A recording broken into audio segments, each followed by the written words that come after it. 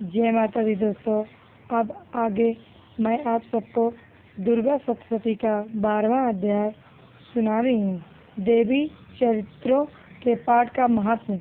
देवी बोली, हे देवताओं, जो पुरुष इन स्रोतों द्वारा एकाग्रचित्त होकर मेरी स्तुति करेगा उसके संपूर्ण कष्टों को निसंदेह हर लूंगी। मधुकैटभ के नाश, महिषासुर के वध और शुंभ तथा निशुंभ के वध की जो मनुष्य कथा कहेंगे, मेरे महात्मा को अष्टमी, चतुर्दशी व नवमी के दिन एकाग्रचित्त होकर भक्ति पूर्वक सुनेंगे, उनको कभी कोई पाप न रहेगा। पाप से उत्पन्न हुई विपत्ति भी उनको न सताएगी। उनके घर में दरिद्रता न होगी और न ही उनको प्रियजनों का विक्षोभ होगा। उनको किसी प्रकार का भय न होगा। इसलिए प्रत्येक मनुष्य को भक्ति पूर्वक मेरे इस कल्याणकारक महात्म को सदा पढ़ना और सुनना चाहिए। मेरा यह महात्म महामारी से उत्पन्न हुए संपूर्ण उपद्रव को एवं 3 प्रकार के उत्पातों को शांत कर देता है। जिस घर, मंदिर में या जिस स्थान पर मेरा यह स्रोत विधि पूर्वक पढ़ा जाता है, उस स्थान पर मैं कभी भी त्याग नहीं करती हूँ और वहाँ सदा के लिए मेरा निवास रहता है। बोलिए नव दुर्गा मैया की जय। बलिदान, पूजा, होम तथा महोत्सव में मेरा यह चरित्र उच्चारण करना तथा सुनना चाहिए। ऐसा हवन या पूजन मनुष्य जानकर या बिना जाने करे, मैं उसे तुरंत ग्रहण कर लेती हूँ। बोलो नव दुर्गा मैया की जय। और शरद काल में प्रत्येक वर्ष जो महापूजा की जाती है, उनमें मनुष्य भक्त पूर्वक मेरा यह महात्म सुनकर सब विपत्तियों से छूट जाता है और धन्य धान्य तथा पुत्र आदि से संपन्न हो जाता है। और मेरे इस महात्मा कथाओं इत्यादि को सुनकर मनुष्य निर्भय हो जाता है और महात्म को श्रवण करने वाले के शत्रु नष्ट हो जाते हैं तथा कल्याण की प्राप्ति होती है और उनका कुल आनंदित हो जाता है।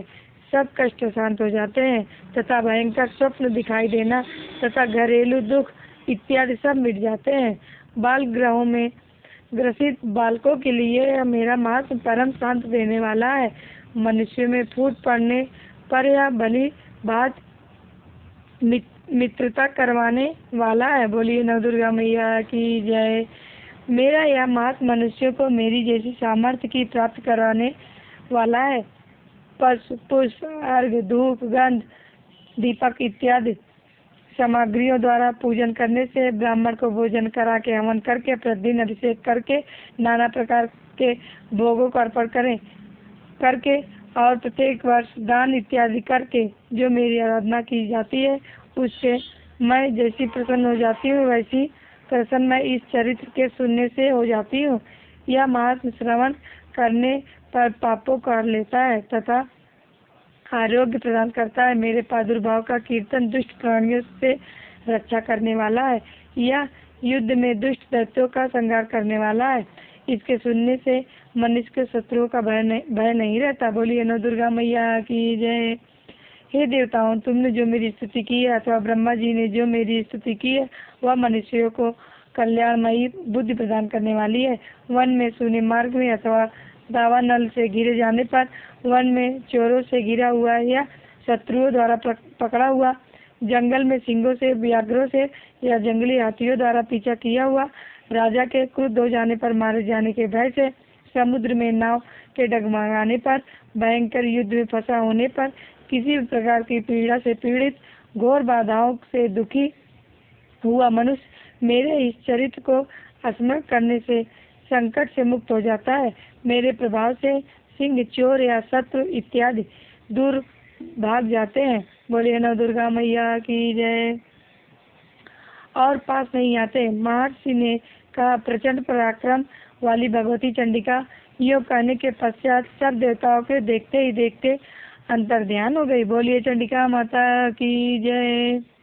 और संपूर्ण देवता अपने शत्रुओं के मारे जाने पर पहले की तरह यज्ञ भाग का उपभोग करने लगे और उनको अपने अधिकार फिर से प्राप्त हो गए तथा युद्ध में देवताओं के शत्रुओं शुंभ निशुंभ के देवी के हाथों मारे जाने पर बाकी बचे हुए राक्षस पाताल को चले गए।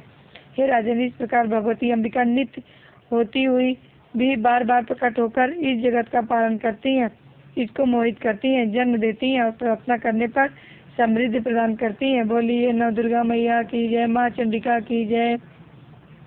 हे राजन, भगवती ही महाप्रलय के समय महामारी का रूप धारण करती हैं और वही संपूर्ण ब्रह्मांड में व्याप्त है, और वही भगवती समय समय पर महाकाली तथा महामारी का रूप बनाती हैं।